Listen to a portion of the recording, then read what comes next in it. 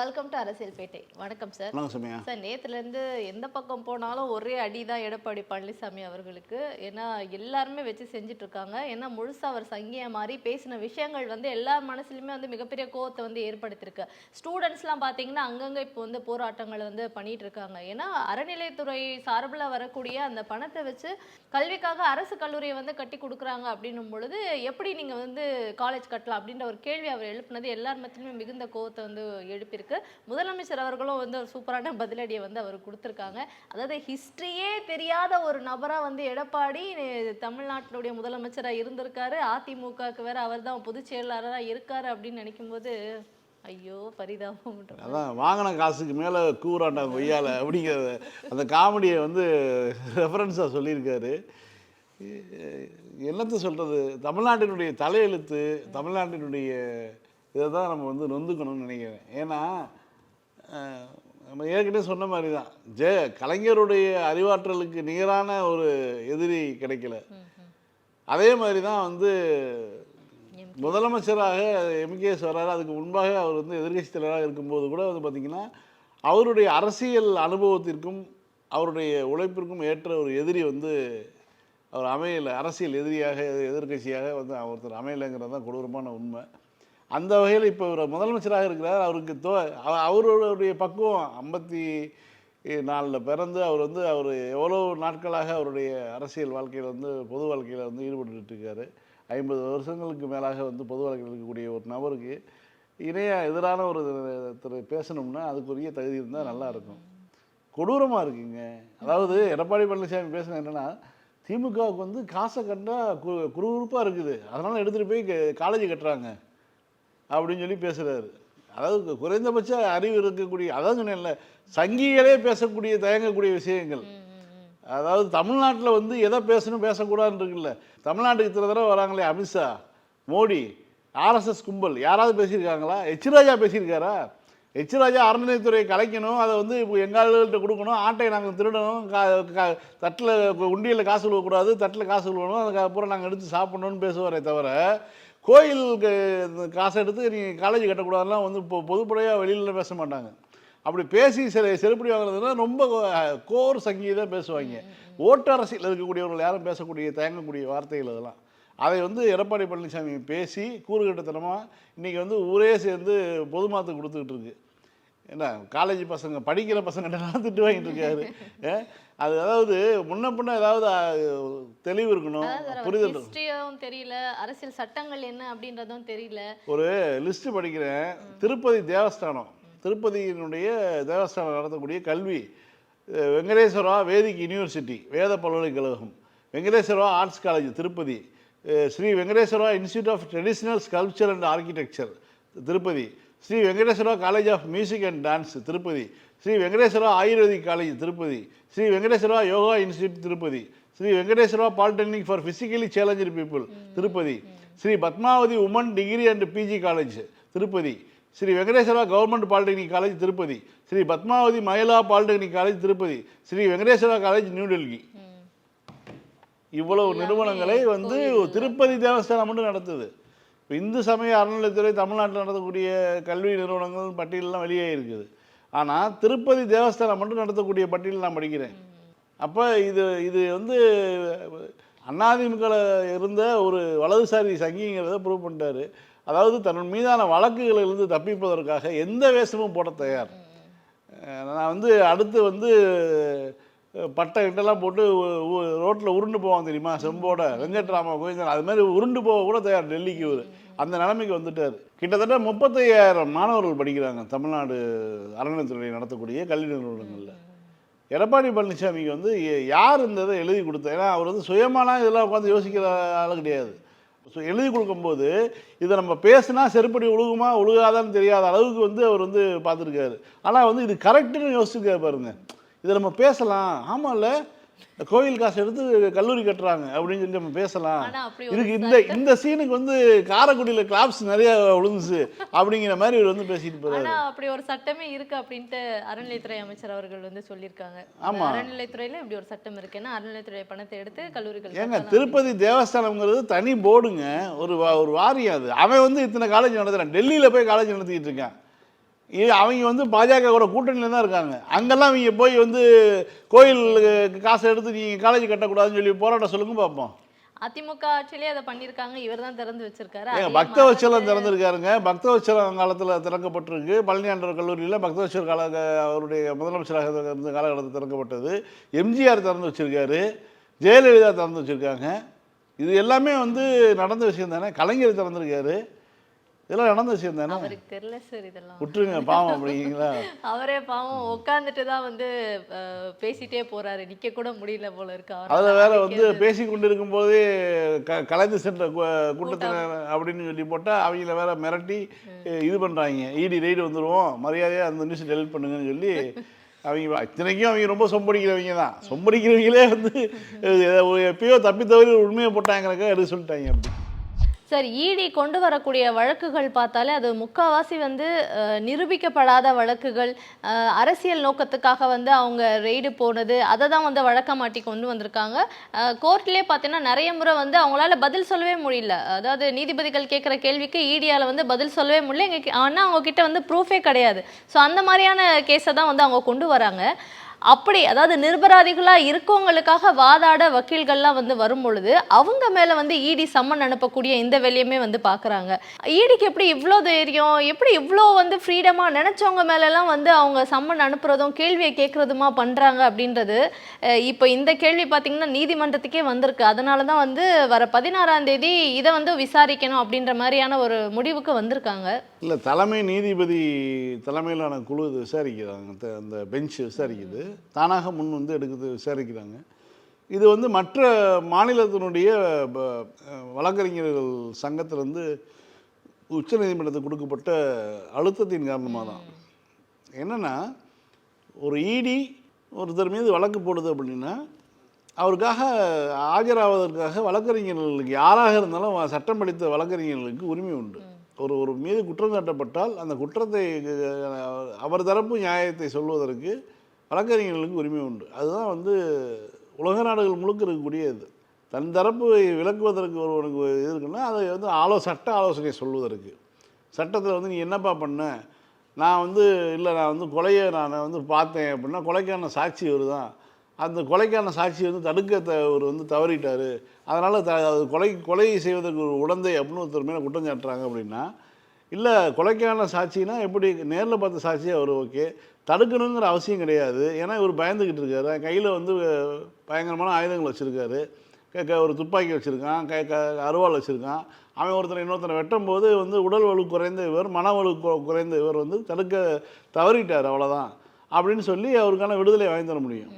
ஆனால் அவர் மேலே என்ன சொல்லலாம், ஒரு கொலையை வேடிக்கை பார்த்தாரு, தடுக்க தவறிட்டார், அதனால் கொலைக்கு உடந்தேன்னு கூட குற்றச்சாட்டலாம். அப்போ ஒரு வழக்கறிஞருடைய வேலை என்ன, சட்டம் உள்ளது உனக்கு இதில் தான் வந்து பாதுகாப்பு இருக்குது, இதன் மூலமாக இதை சொல்லி நீ வெளியில் வரலான்னு சொல்லி எந்த தவறும் செய்யாத ஒரு நபரை காப்பாற்ற வேண்டியது.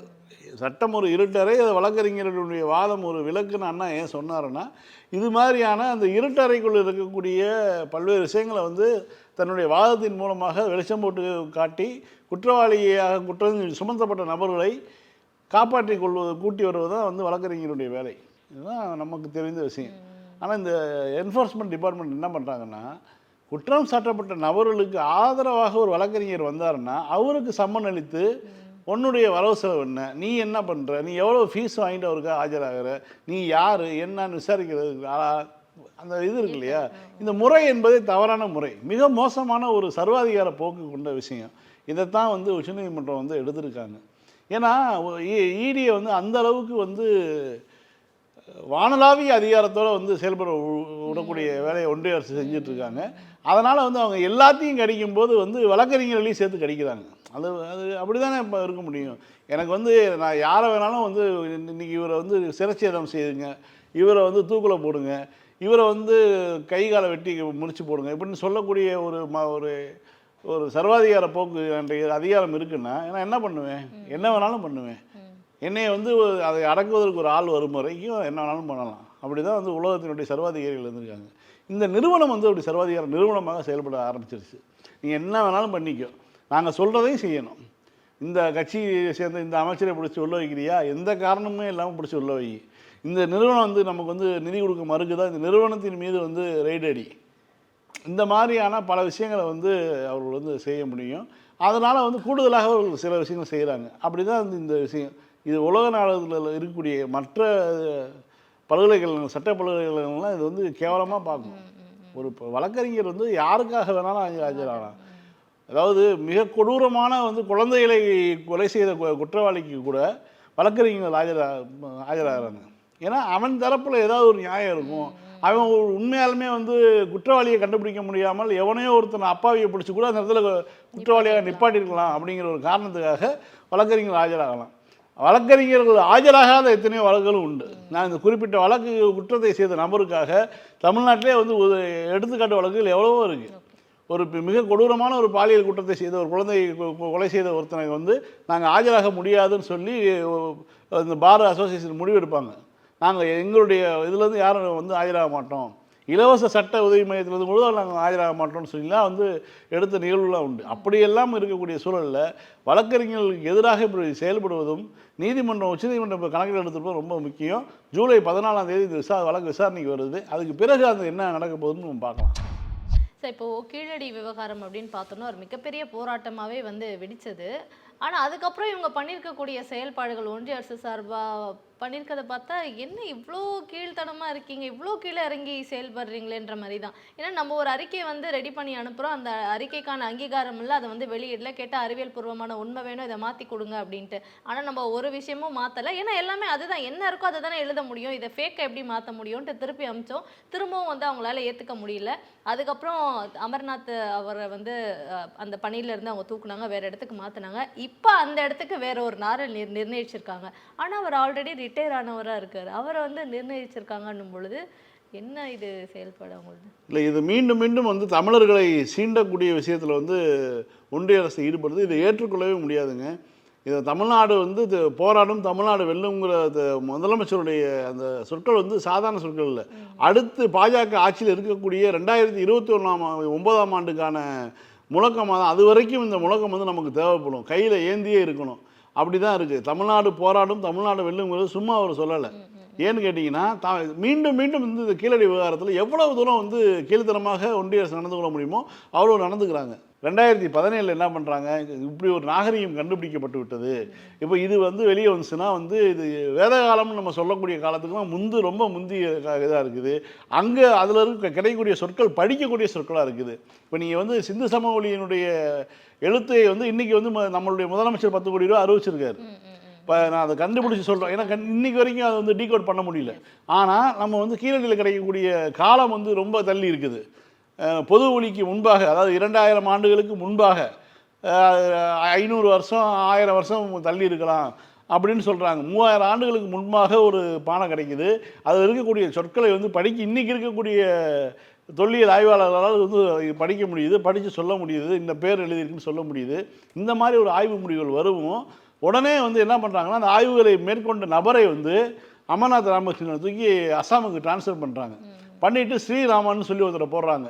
ஸ்ரீராமன் வந்து என்ன பண்ணுறாரு, இதுக்கு மேலே அதில் கண்டுபிடிக்க எதுவுமே கிடையாதுன்னு சொல்லிவிட்டு அந்த ஸ்ரீராமன் வந்து அந்த குழிகளை மூட சொல்லிவிட்டு ஆய்வை முடித்து கொள்கிறார். ஆய்வை சுத்தமாக முடிச்சிடுறாங்க. இதுக்கு மேலே அதை கண்டுபிடிக்க ஒன்றும் கிடையாதுன்னு சொல்லிட்டு குழிகளை மூடிவிட்டு போகிறார். அதற்கு பிறகு கனிமொழி மதின்னு சொல்லி மதுரையை சேர்ந்த ஒரு வழக்கறிஞர் வந்து வழக்கு போடுறாங்க. நீதிமன்றத்தில் வழக்கு போட்டு அந்த வழக்கில் வந்து தீர்ப்பு வருது. அந்த ஏற்கனவே கண்டுபிடித்த அதிகாரியே இங்கே வந்து போடணும், அவர் ஆய்வு செய்ய அனுமதிக்கணும்னு சொல்லி தீர்ப்பு வருது. அதற்கு பிறகு ராமகிருஷ்ணன் வராரு. ராமகிருஷ்ணன் வந்ததுக்கு பிறகு கூட வந்து தொல்லியல் துறை வந்து அந்த ஆய்வை நாங்கள் மேற்கொள்ள தயாராக இல்லை, இதற்கு மேல் பணம் கொடுக்க மாட்டோம்னு சொல்கிறாங்க. தமிழ்நாடு அரசு தொல்லியல் துறை அதில் வந்து இன்றைக்கி இறங்கி இன்றைக்கி இது இப்போ வரைக்கும் வந்து 10வது கட்ட ஆய்வு நடந்துகிட்டு இருக்குது. ஆனால் இப்போ என்ன பண்ணுறாங்கன்னா, கீழடியினுடைய அறிக்கையை வந்து சமர்ப்பிக்கணும். அப்போ ராமகிருஷ்ணன் வந்து அறிக்கையை எழுதி கொடுத்துட்றாரு. 3வது கோர்ட்டில் உத்தரவு போட்டதுக்கப்புறம் வந்து இந்த கீழடியினுடைய அறிக்கையை கொடுத்துட்றாரு. அதுபோக சர்வதேச நிறுவனங்களுக்கு ஆய்வுக்கு அனுப்பி நம்ம அந்த பொருட்களுடைய காலத்தை வந்து கணித்து எடுத்து வந்துடுது. அந்த கால கணிப்புக்கு பிறகு என்ன பண்ணுறாங்க, 982 பக்க அறிக்கையை ராமகிருஷ்ணன் வந்து ஏஎஸ்ஐன்னு சொல்லக்கூடிய இந்திய தொல்லியல் துறைக்கு அனுப்புகிறார். ஆர்கியாலஜிக்கல் சர்வே ஆஃப் இந்தியாவுக்கு அனுப்புகிறார். 982 பக்கங்கள் கொண்ட அறிக்கையில் எழுதி அனுப்பிடுறாரு. உலகத்தினுடைய மிகச்சிறந்த ஆய்வகங்கள், இந்தியாவின் மிகச்சிறந்த ஆய்வகங்கள் எல்லாவற்றிலையுமே சர்டிஃபிகேட் கொடுத்தாச்சு. கீழடி என்பது மிகப்பெரிய பழமையான நகரம், தமிழர்கள் வாழ்ந்த நகரம். அந்த நகரத்தில் வந்து பல்வேறு கண்டுபிடிப்புகள் இருக்குது, பல்வேறு பொருட்களை கண்டுபிடிச்சிருக்கோம். பெரிய ஒரு நாகரீகம், பழமையான தொன்மையான சிறப்பான ஒரு நாகரீகம் இருந்திருக்குது. சட்டையில் போடக்கூடிய பட்டனை கூட வந்து தங்கத்தில் போடக்கூடிய அளவுக்கு வந்து ஒரு நாகரீகம் இருந்திருக்குது அப்படிங்கிற ஒரு செய்தியை சொல்லி அந்த ஆய்வறிக்கையை கொடுக்குறாரு. அந்த ஆய்வறிக்கையை ஏற்றுக்கொள்ள முடியாதுன்னு சொன்னாங்க, சீண்டுனாங்க. அந்த ஆய்வறிக்கை அறிவியல் பூர்வமாக இல்லைன்னு சொல்லிட்டு திரும்ப அனுப்புனாங்க. அவர் வந்து ஒரு புள்ளிக்காம கூட மாறாமல் அதுதான் ஆய்வறிக்கை, என்னுடைய ஆய்வறிக்கை ஏற்றுக்கொள்ள கொண்டுங்க, எல்லாரும் திரும்ப வச்சுக்கன்னு சொல்லி திரும்ப அவர் அனுப்பிட்டார். இதுதான் வந்து மாற்றி அமைக்கப்பட்ட ஆய்வறிக்கைன்னு சொல்லி அனுப்பிட்டார். இப்போ என்ன பண்ணுறாங்கன்னா 2019 ரிட்டையர்ட் ஆன கீழடியில் இதுக்கு மேலே கண்டுபிடிக்க எதுவுமே கிடையாது, குழியெல்லாம் மூடுங்க, மீண்டும் தென்னை மரத்தை நட்டு தென்னந்தோப்பாக்குங்க, இல்லைன்னா வீடை கட்டுங்க அப்படின்னு அங்கே இருக்க பகுதி மக்களுக்கு, இது மதுரை பக்கத்தில் இருக்குது, உடனே பிளாட் போடுங்கன்னு சொல்லி ஐடியா கொடுத்த ஸ்ரீராமனை வந்து போட்டிருக்காங்க. இப்போ இதுக்கு இவர்கிட்ட இருந்து அறிக்கை வாங்குறதுக்கு அந்த அறிக்கையை அமர்நாத் ராமகிருஷ்ணன் கொடுத்த அறிக்கையை மறுத்து விட்டு இப்போ வந்து என்ன பண்ணுறாங்கன்னா ஸ்ரீராமன், அதாவது கீழடி என்பது ஒரு கண்டுபிடிக்க எதுவுமே தேவை கிடையாது, அது புதைக்குழி, அது வந்து எலும்புகள் தான் வருகின்றன, அது கண்டுபிடிக்க எதுவுமே இல்லைன்னு சொன்னார் பார்த்தீங்களா. அதுக்கப்புறம் வந்து 13,000 பொருட்கள் எடுத்திருக்காங்க. இவர் சொன்னதுக்கப்புறம் 2017 வந்து 2வது கட்ட ஆய்வோட போதும்னு சொல்லி மூடிட்டு போனார் பார்த்தீங்களா. அதற்கு பிறகு 13,000 பொருட்கள் எடுக்கப்பட்டிருக்கு கீழடியில். இப்போ ஒரு கொடுமணலையும் சேர்த்து பேசுகிறார். இப்போ வந்திருக்கு அவர் வந்து அதுக்கும் சேர்த்து வந்து கொடுமணல் குறித்தும் நான் வந்து அறிக்கை எழுத போறேன்னு சொல்லியிருக்காரு. இவர் எதற்கு இந்த வேலை? 2019 ஓய்வு பெற்ற ஒருத்தரை அழைத்து வந்து இப்போ கீழடி அறிக்கை எழுத வைக்கணும்னா ஒன்றிய அரசு நேரடியாக தமிழர்களோடு மோதுகிறது, நேரடியாக இந்தியாவுடைய ஆரிய வர்க்கம் என்பது திராவிட வர்க்கத்துடன் போரை தொடுக்குகிறது, ஒரு பண்பாட்டு போரை தொடங்குகிறதுன்னு நம்ம கருத முடியும். இது நம்ம சொல்லக்கூடிய பதில் முதலமைச்சருடைய எழுதிய அவருடைய போர் முழக்கம் தான், தமிழ்நாடு போராடும், தமிழ்நாடு வெல்லும். எந்த வகையிலும் சரி இவங்க பண்ணக்கூடிய காரியங்கள் மிக மிக மோசமானவை. இது எல்லாத்தையும் கொண்டு போய் மக்கள்கிட்ட வைக்கணும். ஒன்றிய அரசு கீழடி விவகாரத்தில் பண்ணக்கூடிய துரோகத்தை நம்ம சொல்லணும். எடப்பாடி மாதிரியான துரோகிகள் இன்னைக்கு வந்து அவங்க கூட ஒன்றா பாஜக கூட ஏறிட்டு சவாரி செய்கிறாங்க பார்த்தீங்களா. ஒரு நாள் கூட எடப்பாடி வந்து கீழடியில் போய் கால் படலை. ஒரு அரசியல் தலைவருங்க, தமிழ்நாட்டினுடைய எதிர்கட்சியாக இருக்கார், கீழடியை போய் பார்க்கணுமா இல்லையா? அவருடைய காலத்தில் கண்டுபிடிக்கப்பட்டதுங்க. அவர் ஆட்சி பொறுப்பில் இருக்கும்போது தான் வந்து இந்த கீழடியினுடைய கண்டுபிடிப்புகள் ஒவ்வொன்றா வெளியில் வருது. என்ன ஒரு ஆர்வம் வேணாமா ஒரு மனிதனுக்கு? தன்னுடைய வாழ்க்கை, தன்னுடைய தான் பேசக்கூடிய மொழி பேசக்கூடிய மக்களுடைய ஒரு பழைய பண்பாடு வெளியே வருதுன்னா அங்கே போய் பார்க்க வேணாமா? ஒரு நாள் கூட அங்கே போய் நின்னதில்லை. இங்கே போய் நின்று புத்தக கண்காட்சியில் நின்று இந்த மாடல் செஞ்சு வச்சுருந்தா அதில் ஃபோட்டோ எடுத்தார். இப்படி ஒரு காலம் இருக்குது. இவர்களை எல்லாம் அம்பலப்படுத்த வேண்டிய காலகட்டத்தில் நம்ம நிற்கிறோம். சார், முதலீட்டாளர்கள் மாநாடு எப்படி இருக்கும்? அந்த முதலீட்டாளர்கள் மாநாட்டை வந்து நடத்தி முடிச்சிட்ட பிறகு அங்கே முதலமைச்சர் போயிட்டு முதலீடுகள் எல்லாம் வந்து ஈர்த்து வந்த பிறகு என்ன மாதிரியான சேஞ்சஸ் நடக்கும்? மக்கள் மத்தியில் அது எவ்வளோ ஒரு மிகப்பெரிய மாற்றத்தை பொருளாதார அளவில் கொண்டு வரும்? தமிழ்நாட்டை எப்படி அதை உயர்த்தோன்றதெல்லாம் வந்து நம்ம இப்போ பார்த்துட்டு வரோம். நான் வந்து 4 ஆண்டுகளுக்கு முன்னாடியும் ஒரு முறை அது நடந்துச்சு. அது என்னவா இருந்ததுன்னு கூட நம்ம பார்த்தோம். ஏதோ ஃபோன் பண்ணி பார்த்தா அந்த இடத்துல அப்படி ஒரு கம்பெனியே இல்லை அப்படின்ற ஒரு விஷயத்தையும் பார்த்தோம். இது வந்து முதலீட்டாளர்கள் மாநாடு எப்படி இருக்குன்றதுக்கு ஒரு உதாரணம். அதற்கான இந்த மதுபான முதலீட்டாளர்கள் மாநாடு அப்படின்றது வந்து முதல் முறையாக கேள்விப்படுறோம். அது வந்து உத்தரப்பிரதேசத்தில் கொண்டு வர போகிறாங்க. அந்த மதுபானம் சார்ந்த தொழில்கள்லாம் வந்து கொண்டு வரத்துக்கு சிறப்பான இடமும் உத்தரப்பிரதேசம் இருக்குன்னு நினைக்கிறேன். அது போக 5,000 கோடி வரைக்கும் வந்து லாபம் ஈட்டக்கூடிய வேலை இதில் நடக்க போகுதுன்ற விளம்பரங்களும் வந்து பார்க்க முடியுது. அது என்ன சார், அது மதுபான முதலீட்டாளர்கள் மாநாடு அப்படின்ற ஒரு விஷயத்தை வந்து பாஜக உத்தரப்பிரதேசத்தை கொண்டு வர போகிறாங்கன்றாங்களே, என்னது? தமிழ்நாடு பாஜக இதை பாருங்கள், சர்ச் பண்ணி கூகுளில் பாருங்களேன். தமிழ்நாடு அரசு பட்ஜெட் வந்து எதில் போடுது? சாராய காசை எடுத்து வந்து பட்ஜெட் போடுறாங்க. பெண்களுக்கு வந்து காசு 1000 ரூபா கொடுத்துட்டு அந்த காசு எங்கேருந்து சம்பாதிக்கிறாங்கன்னா சாராயக்கடலேருந்து சம்பாதிக்கிறாங்க. இது வந்து இருக்கிறதுலே ஒரு தேவையில்லாம ரைடு போயிட்டு கோர்ட்டு கிட்ட திட்டு வாங்கிட்டு அமைதியாக இல்லை. அது ஆமாம், அது ஒரு காமெடி தான் வச்சுங்க. அது என்றைக்கு தான் ஒரு காமெடி தான். ஆனால் இந்த பட்ஜெட் போடுறதுக்கு சாராய காசை வச்சு தான் தமிழ்நாடு வந்து பிழைக்குதுன்னு அது மிகப்பெரிய பொய். நமக்கு அதை விட வருமானம் வந்து பத்திரப்பதிவுத்துறையிலையோ செஸ்ஸு போன்ற விஷயங்கள்லையோ நமக்கு வந்து பணம் வர தான் செய்யுது. நமக்கு வரக்கூடிய லீஸ்ட்டு இந்தியாவில் இருக்கக்கூடிய மாநிலங்கள்லேயே மிக குறைந்த மது வருவாய் உள்ள மாநிலம் தமிழ்நாடு. ஆனால் நீங்கள் டேட்டாவை செக் பண்ணி பார்த்துக்குங்க. நம்ம வேணால் டேட்டா எடுத்து போடுவோம். மது வருவாய் வந்து மிக குறைந்த மாநிலம் தமிழ்நாடு. இதை வச்சு தான் பிழைக்கணும்னு தமிழ்நாட்டுக்கு அவசியம் கிடையாது. நம்ம ஏன் பண்ணுறோன்னா கள்ளசாராயம் உள்ளே வந்துடக்கூடாதுங்கிறதுக்காக நம்ம வந்து இந்த இதை பண்ணுறோம். அதுக்கு பிறகு வந்து கள்ளசாராய சாவுகள் பெருமளவு குறைஞ்சிருக்கின்றன. இப்போ கூட வந்து நடந்தது, கடந்த ஆண்டு நடந்தது கூட வந்து பார்த்திங்கன்னா, இப்போ புதுச்சேரிக்கு போக வர பழக்கம் உள்ளவர்கள், அங்கே சாராயம் குடித்து பழகியவர்கள், இங்கே புதுச்சேரிக்கு பக்கத்தில் உள்ள மாவட்டத்தை சேர்ந்தவர்கள் சாராயத்தை விரும்புகிறார்கள் தெரிஞ்சு எரிசாராயத்தை கொண்டு விற்று தான் ஒரு மிகப்பெரிய ஒரு படுகொலை நடந்தது. அதையும் வந்து காவல்துறை வந்து கடுமையாக இப்போ வந்து வேட்டையாடிட்டு இருக்காங்க. இப்போ என்னென்னா, இந்த மதுபான மாநாடுங்கிறது வந்து உத்தரப்பிரதேச அரசு பண்ணுறாங்க. ஒரு பாஜகக்காரர்கள் சங்கிகள் எவனும் வந்து பேச மாட்டாங்க. தமிழ்நாடு அரசை வந்து குறை சொல்லுவாங்க. பெண்களுக்கு பணம் கொடுக்குறான்னா வந்து சாராய காசில் கொடுக்குறேங்கிறாங்க. பெண்களுக்கு பணம் கொடுக்குறேன்னு சொன்ன இவர்கள் எல்லா திட்டங்களையும் நிப்பாட்டிகிட்டு இருக்காங்க. மகாராஷ்டிராவில் 2000 ரூபா தரேன்னு சொன்னவங்க இப்போ வந்து 500 ரூபா சொல்கிறாங்க. அதை விட கொடுமையான விஷயம் என்ன தெரியுங்களா? டெல்லியில் வந்து பெண்களுக்கு வந்து பிங்க் பஸ்ன்னு சொல்லி டிக்கெட் கொடுத்துட்டு இருந்தாங்க. இது தமிழ்நாடு மாதிரியே வந்து கெஜ்ரிவால் அரசு வந்து பெண்களுக்கு இலவச பேருந்து பயணம் அறிவிச்சிருந்தாங்க. அதை இப்போ புதுசாக அந்த பாஜக அரசு நிப்பாட்டிடுச்சு. பெண்களுக்கு வந்து உண்மையாலுமே பெண்கள் சர்டிஃபிகேட் கொடுத்து அவங்க வந்து வறுமையில் வாடணும், தனியில் இருக்கணும், தனிமையான பெண்கள் இது மாதிரி அதாவது இந்த ஒரு கிரிட்டேரியா வைக்கிறாங்க. அந்த வகையில் வந்து யாருமே வர முடியாது. அப்படி ஒரு எந்த ஒரு அரசு உதவி பெறாத பெண்கள் இவங்க மட்டும் தான் பயன்படுத்திக்க முடியும்னு சொல்லி பாஜக அரசு அந்த திட்டத்தை நிப்பாட்டுறாங்க. மகாராஷ்டிராவில் என்ன பண்ணுறாங்க, அந்த பெண்களுக்கு வந்து மகளிர் உதவித்தொகையை 2500 அறிவிச்சிட்டு இப்போ 500 ரூபாங்கிறாங்க. அந்த 500 ரூபாய்க்கும் வந்து பல்வேறு நிபந்தனைகளை விதித்து அந்த திட்டத்தினுடைய பயனாளிகளை வந்து ரொம்ப சில லட்சங்களுக்கு குறைச்சிட்டாங்க. 8 லட்சம் பேரோ 9 லட்சம் பேரோ மட்டும்தான் வாங்க முடிகிற அளவுக்கு பண்ணிட்டாங்க. அப்போ அந்த மக்களை ஏமாற்றிட்டாங்க. இப்படிலாம் அங்கே நடந்துகிட்டு இருக்குது. அதை பற்றிலாம் ஒன்றும் பேச மாட்டாங்க. இப்போ வந்து பார்த்திங்கன்னா உத்தரப்பிரதேசத்தில் மதுபான முதலீட்டாளர்கள் மாநாடு நடத்துகிறாங்க. அங்கே மதுபான உற்பத்தியாளர்கள் மூலமாக அவர்கள் இந்தியா முழுவதும் சப்ளை செய்வதற்காக வந்து ஒரு நீங்கள் நிறுவனங்களை நடத்திக்கலாம், அங்கே வந்து நீங்கள் அதுக்கு வந்து நாங்கள் அரசு வந்து உதவி செய்கிறோன்னு சொல்லி ஒரு மாநாடு நடத்துகிறாங்க. அது யோகி ஆதித்யநாத் தலைமையில் நடத்துகிறாங்க. எதையும் பேச மாட்டாங்க. இதே இடத்துல வந்து நம்ம இன்னொரு விஷயத்தை நம்ம பேசி ஆகணும். இன்றைக்கி வந்து ஹைதராபாத்தில் வந்து பார்த்திங்கன்னா கள்ளுக்கடையில் கல் குடித்து 5 பேர் செத்து போயிட்டாங்க, 28 பேர் இதில் இருக்காங்க. தமிழ்நாட்டில் கள்ளுக்கடை திறக்கணும்னு சொல்கிறாங்க பார்த்தீங்களா, அவங்களுக்கு வந்து ஒரு இது. ஏன்னா அது அடல்ட்ரேஷன் வந்து எப்பயுமே நடக்கும். தமிழ்நாட்டில் கள்ளுக்கடையில் இருந்த காலத்திலேயே பார்த்தீங்கன்னா பாம்பு விஷத்தை கலப்பாங்க. நல்ல பாம்பு விஷத்தை எடுத்துகிட்டு வந்து, அதாவது இங்கு பிள்ளர் இருக்கு இல்லையா, அதில் 2 சொட்டு 3 சொட்டு ஒரு பானைக்கு நல்ல பாம்பு விஷத்தை போதை அதிகமாக இருக்கணும்னு சொல்லி இது மாதிரி வந்து, ஏன்னா ஒரு கள்ளுக்கடைக்கு இன்னொரு கடைக்கும் போட்டி இருக்கும். இந்த கடையில் குடித்தா போதை நிறையா ஆகுதுன்னு சொல்லி அந்த கடைக்கு வருவாங்க. இந்த மாதிரியான விஷயங்கள் தமிழ்நாட்டிலையும் நடந்தன. இதெல்லாம் வந்து ஒரு காலத்தில் இது இப்போ பார்த்தீங்கன்னா ஹைதராபாத்தில் இன்றைக்கி நடந்துருக்குது. அடல்ட்ரேஷனுக்கு நம்ம கள்ளுக்கடையில் போட்டி நடந்து எந்த கள்ளுக்கடையில் குடித்தா அதிகமாக போதையாகுதுன்னு சொல்லி அது கள்ளுக்கடைக்காரர்கள் ஏதோ கலந்து அதன் காரணமாக 5 பேர் இறந்து போயிட்டாங்க, 28 பேர் உயிருக்கு போராடிட்டு இருக்காங்க. கள்ளுக்கடை வந்தாலும் இதுதான் நடக்கும். ஏன்னா இது மாதிரி இவங்க சொல்கிறாங்க கல் வந்து மருந்து இதெல்லாம் வந்து இதுன்னு சொல்லி.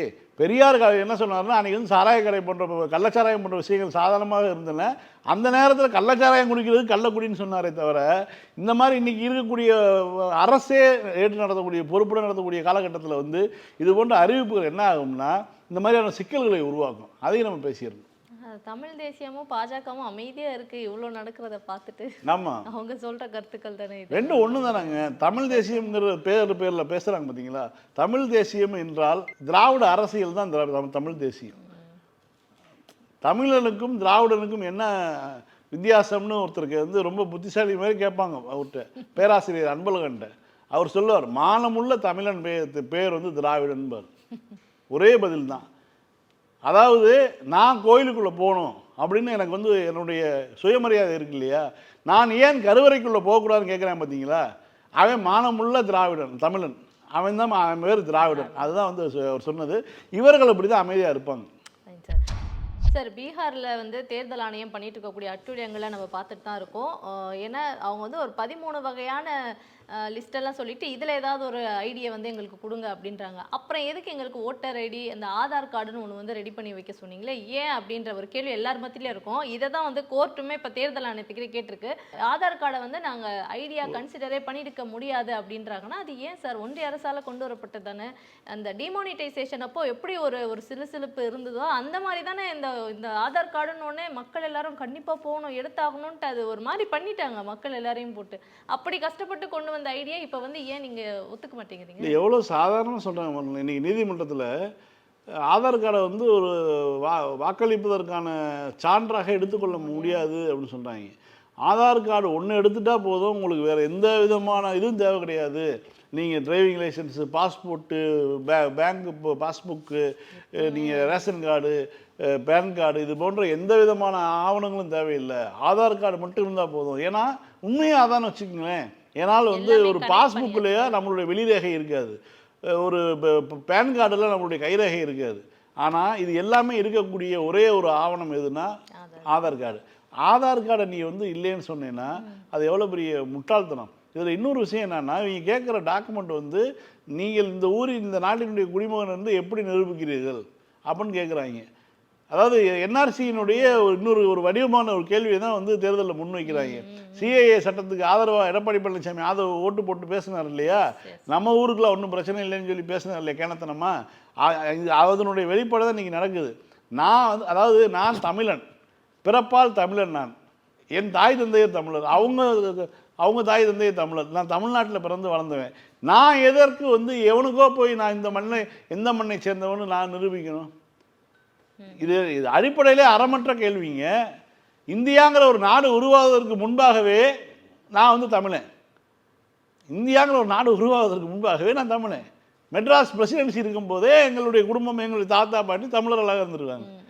அதுக்கு முன்பாக வந்து ஈஸ்ட் இந்தியா கம்பெனி வர்றதுக்கு முன்பாக இது வேறொரு நிலப்பகுதியில் வேறொரு அரசர்கள் ஆட்சி பண்ண, வேறொரு ஜமீன்தார்கள் ஆட்சி பண்ண காலகட்டத்திலையும் நான் தமிழன் தான். அதற்கு முன்பாக சேர சோழ பாண்டியர்கள் காலகட்டத்திலையும் தமிழன் தான். என்னுடைய ஜீன் அப்படி இருக்கும்போது நான் வந்து யாருக்கு போய் நான் யார்கிட்ட ப்ரூவ் பண்ணணும்? வேணா ஒன்று பண்ணலாம். நீங்கள் சிஏஏ என்ஆர்சி சட்டம் வைக்கிறீங்களா, முதல்ல வந்து டிஎன்ஏ டெஸ்ட் வச்சுக்குவோம். இந்தியா முழுவதும் ஒரு பெரிய ஒரு செலவு பண்ணி ஒரு டிஎன்ஏ டெஸ்ட் கேம்பெயின் ஒன்று நடத்துவோம். அப்போ முடிவு பண்ணுவோம் யார் இந்த மண்ணின் பூர்வகுடிகள்னு. அந்த போட்டிக்கு நீங்கள் ரெடினா நம்ம பேசலாங்கிற மாதிரி தான் இருக்குது இவங்க பேசுகிறது எல்லாம் ஒவ்வொரு விஷயமும். ஃபைன் சார், திரும்ப நாளைக்கு இது நிகழ்ச்சியை சந்திப்போம். மீண்டும் நாளை மாலை 6:30 மணிக்கு அரசியல் பேட்டை நிகழ்ச்சியில் சந்திக்கலாம். நன்றி.